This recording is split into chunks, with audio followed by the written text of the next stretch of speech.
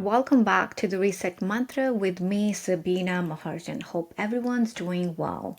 I am back with another solo episode this week. If you've been following along, you know I recently checked off a major bucket list item. I attended Dr. Joe Dispenza's weekend progressive meditation retreat in LA. Now, if you've been hanging out with me for a while, you know I've been a huge fan of Dr. Joe's work since 2019. His teachings have been a game changer for how I have been able to manage my anxious brain and quiet that endless loop of negative self-talk. But let me tell you, seeing him live, meditating with him, hearing that voice in real time instead of through my headphones, wow, whole different experience.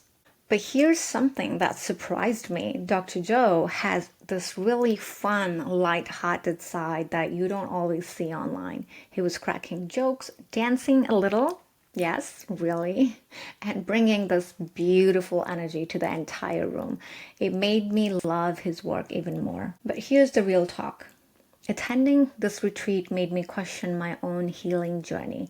Like, am I truly believing, behaving, and becoming the version of myself that I want to be? The version that I know I can be? If you've been tuning in, you know my healing journey started with a huge life reset after my decade-long relationship ended, and I share it because listening to other women's stories of overcoming loss helped me when I needed it.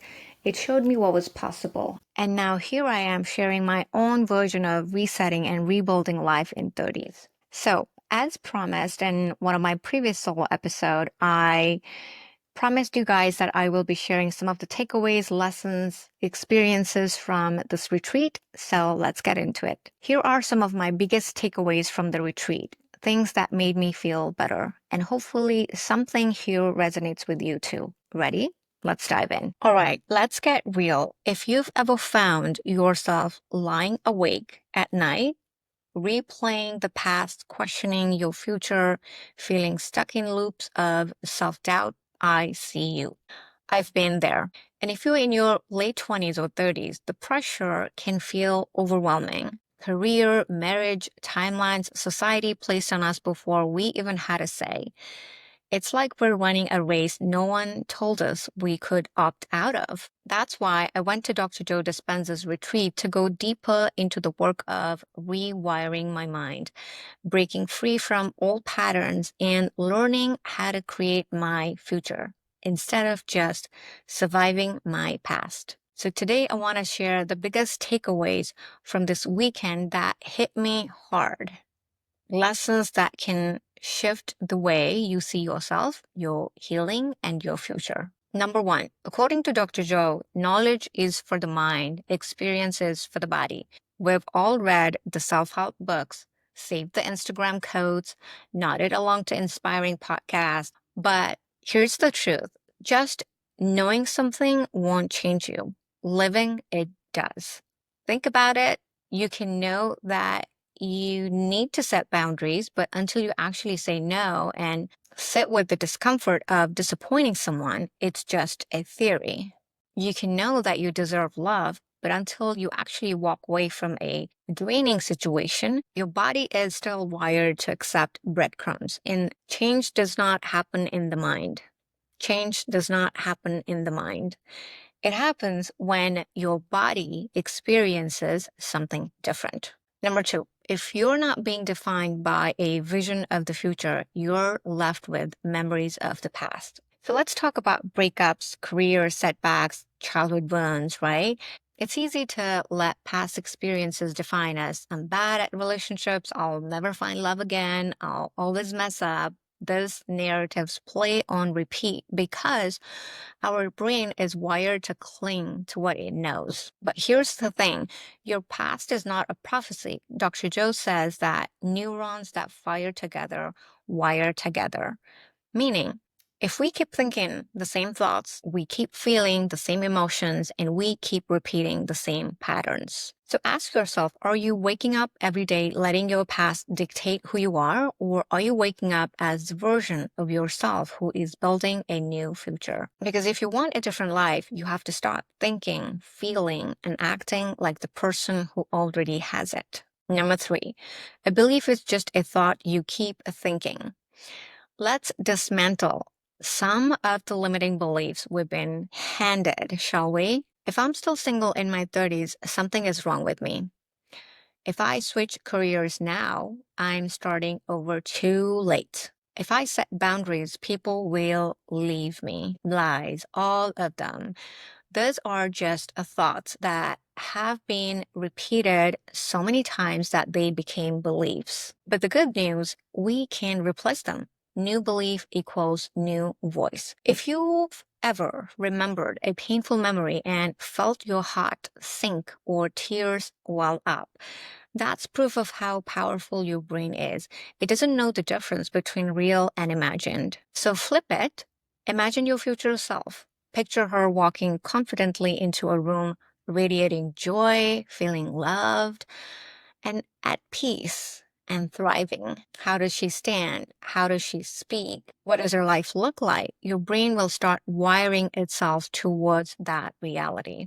Number 4 of my takeaways from Dr. Joe Dispenza's retreat is meditation is the key to rewiring your brain.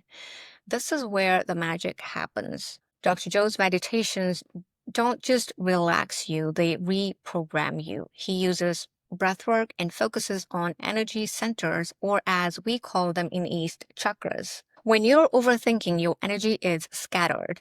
Your brain is everywhere, from what you need to do today to what your ex said 3 years ago. But when you meditate, you pull that energy back into your body. You bring yourself into now.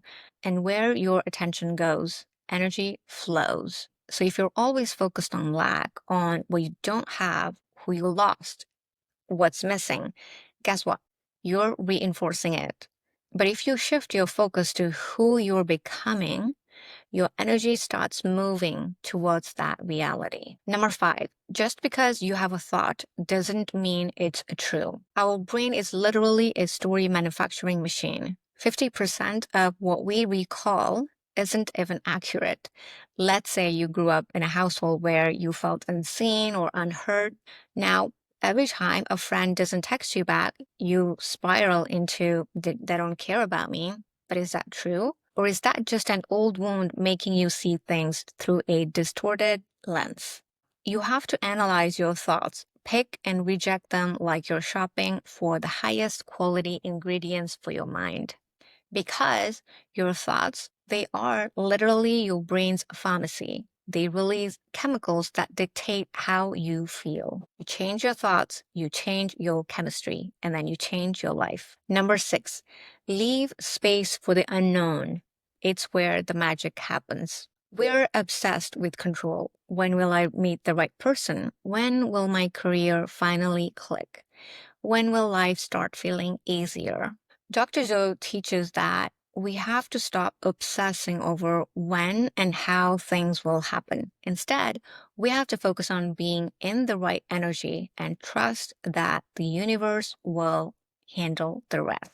Think about it. The best things that have happened in your life, did you plan every detail, or did they unfold in ways you never expected? When you create from wholeness instead of lack, you draw things to you. You're not chasing, you're attracting. There are so many other details, but for the purpose of this episode, I want to summarize that you are the creator of your life.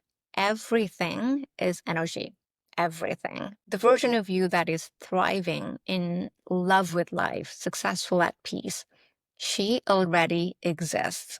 The question is, are you broadcasting the energy that matches her? It all starts with intention, with getting beyond the mind's limitations, with stepping into the unknown and trusting that you're meant for more. This retreat reminded me of one thing. I'm not here to repeat my past, and neither are you. So tell me, how are you going to start creating the future you want today? That was my few of the takeaways from Dr. Joe Dispenza's retreat. Certainly, there are many more notes that I made. I almost probably filled 80% of my journal here. But thank you so much for listening, and do remember that the magic you're seeking is within you. Thank you so much for listening, and I'll catch you next time.